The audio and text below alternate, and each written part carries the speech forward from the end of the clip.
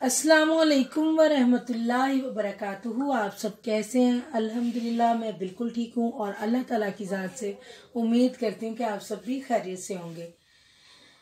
खुदा का जिक्र करें, जिक्र मुस्तफ़ा ना करें, हमारे मुंह में हो ऐसी ज़बान खुदा ना करे। बादे सबा खुदारा देना पैगाम मेरा, खिदमत में मुस्तफ़ा की देना सलाम मेरा। कहना के गम के मारे ने भेजा सलाम है। अल्लाह ताला की ज़ात से उम्मीद है कि अल्लाह पाक हम सबको सच्चा आशिक रसूल और एक सच्चा मुसलमान बनाए। आमीन सुम आमीन। तो अल्लाह पाक हमारे ईमान को सलामत रखे और हम सबको सीधे रास्ते चलाए। आमीन सुम आमीन। और इस दुआ के साथ मैं अपनी वीडियो का आगाज़ करती हूँ। और आज का जो इलाज मैं लेकर आई हूँ, मलेरिया बुखार का आसान और सस्ता इलाज है। आपको पता है कि सर्दियां शुरू हो चुकी हैं और मच्छर आम घर घर में मौजूद है और जिधर कोशिश की जाती है कि मच्छर ना हो उधर भी मच्छर बहुत ज़्यादा मौजूद है। और ना सिर्फ बच्चे मलेरिया बुखार में मुब्तला हो रहे हैं बल्कि बड़े भी अब इस बीमारी, इस बुखार में मुब्तला हो रहे हैं। तो आज मैं आपको मलेरिया का बहुत ही आसान देसी और रूहानी इलाज बताने जा रही हूँ।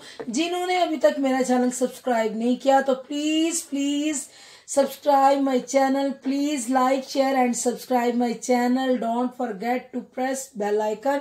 Thank you so much. चलें अब हम वीडियो की इलाज की तरफ चलते हैं। मलेरिया का एक निहायत ही सस्ता और मुफीद नुस्खा मैं आपको बताने जा रही हूँ जो कि आपके किचन में मौजूद है। नुस्खा का सामान इंतहाई सस्ता, वही चीज़ बताने जा रही हूँ जो कि रोज़मर्रा हम खानों में इस्तेमाल करते हैं और हर घर में ये मौजूद है। गरीब अमीर सबके लिए आसान तरीन टोटका है जो मैं बताने जा रही हूँ। आप लोग प्लीज़ काइंडली कॉपी पेंसिल ले लीजिए और ये लिख लीजिए ताकि आप लोग भूल ना जाए।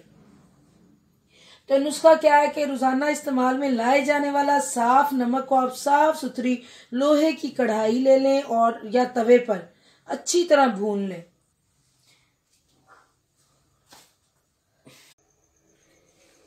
तो जैसे कि रोजाना में इस्तेमाल में लाया जाने वाले साफ नमक को आप साफ सुथरी लोहे की कढ़ाई या तवे पर अच्छी तरह भून लें। भूनने के बाद आपने क्या करना है, इतना भून लेना है आपने कि वो भूरा रंग का हो जाए। नमक कैसे हो जाए? भूरे रंग का हो जाए। इसके बाद अगर आप बच्चे के लिए ले रहे हैं तो आधा चम्मच नमक लेकर इसको आधे गिलास पानी में बॉईल कर लें, उबाल लें। मैं ज़्यादा इसलिए आपसे उसमें बोलती हूँ, इजी वर्डिंग यूज़ करती हूँ ताकि आप लोगों को समझ आ सके। आप लोग ये ना बोलें कि पता नहीं आप ही के फिक्रे कौन से बोलती हैं, लैंग्वेज कौन सी बोलती हैं, हमारे तो सर से गुजर जाती है। इसीलिए मेरी कोशिश होती है कि जो मेरे नुस्खे हों बहुत ज़्यादा सिंपल वे में हों, बहुत ज़्यादा आसान हो और सबकी समझ में आ जाए। तो आपने क्या करना है कि आधा गिलास पानी में आधा चम्मच नमक बच्चे के लिए, लेकिन आप बड़े के लिए लेंगे तो 1 चम्मच लेंगे, लेकिन बच्चे के लिए ले रहे हैं तो आधा चम्मच आप लेके आधे गिलास पानी में बॉईल कर लें। इतना बॉईल करें कि नमक अच्छी तरह इसमें जज्ब हो जाए। जब जज्ब हो जाए तो आप इस पानी को ठंडा कर लें,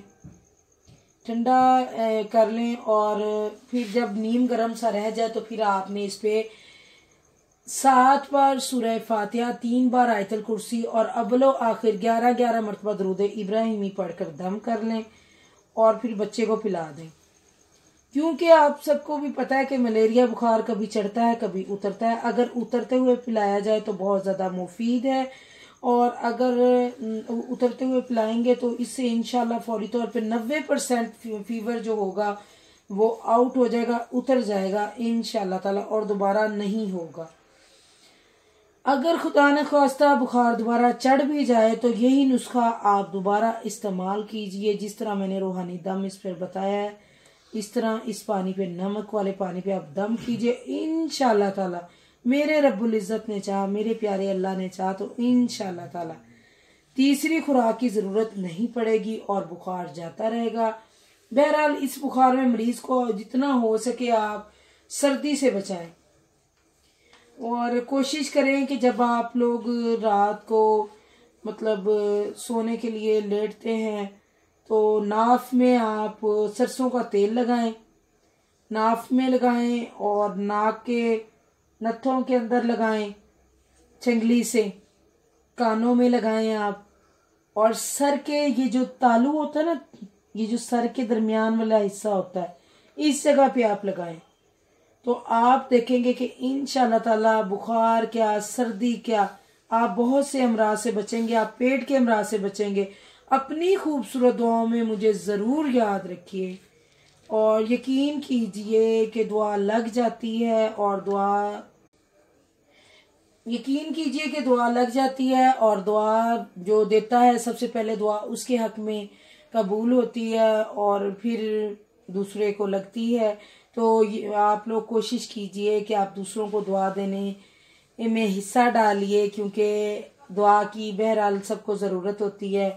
और अच्छी बात आगे बताना सदका जारिया है। और मेरी वीडियो को ज़्यादा से ज़्यादा आप शेयर कीजिए, लाइक कीजिए, सब्सक्राइब कीजिए और बेल आइकन दबाना ना भूलें। और प्लीज़ आप लोगों से हम्बल रिक्वेस्ट कि आप लोग किसी को अगर वीडियो शेयर नहीं कर सकते तो कोई भी ऐसा मरीज है तो आप काइंडली उसे ज़बानी बता दीजिए, भले का भला हो जाता है, क्या पता किसकी दुआ आपको और मुझे लग जाए। नेक्स्ट वीडियो तक मुझे इजाज़त दीजिए। अल्लाह हाफिज़।